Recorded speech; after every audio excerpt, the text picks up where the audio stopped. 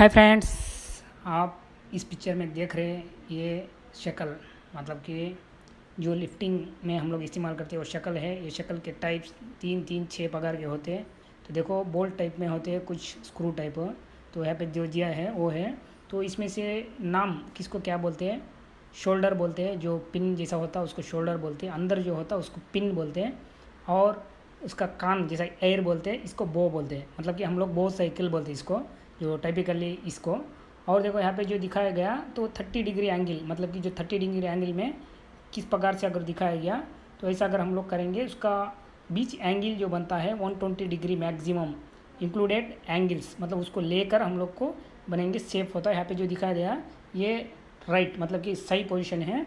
अगर ऐसा हम लोग कोई भी तरह का लिफ्टिंग गियर को इसी तरह से हम लोग यूज़ कर सकते हैं। तो इस पिक्चर में जो दिखाया गया ये राइट है, एब्सोल्युटली राइट बोलते हैं, राइट पोजीशन है।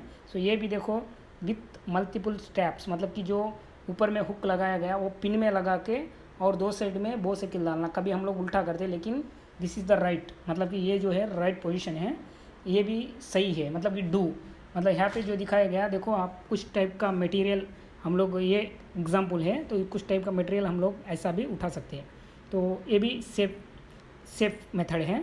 तो इसके साथ साथ में हम लोग कभी मटेरियल अगर कभी उठाना है तो मैक्सिमम 90 डिग्री फ्रॉम इनलाइन, मतलब कि जो इन लाइन्स तो इसमें अगर लगा कि आप उठा दोगे, ये भी इसका क्षमता भी सही बराबर लेगा। तो ये करेक्ट पोजीशन हम लोग बोल सकते हैं। कभी वर्टिकल में या कभी हॉरिजॉन्टल में यूज़ करो। यहाँ पे इनलाइन, मतलब कि देखो इनलाइन मतलब क्या दे रहा है, 90 डिग्री इधर हो चाहे इधर हो, और हाफ लाइन जो 45 डिग्री में इस एंगल में अगर आप बो साइकिल को स्लिंग लगा देते हो तो वो करेक्ट पोजीशन बनता। तो यहाँ पे 0 इन लाइन मतलब 100% रिलेटेड वर्कलोड लिमिट, मतलब कि 100% देता।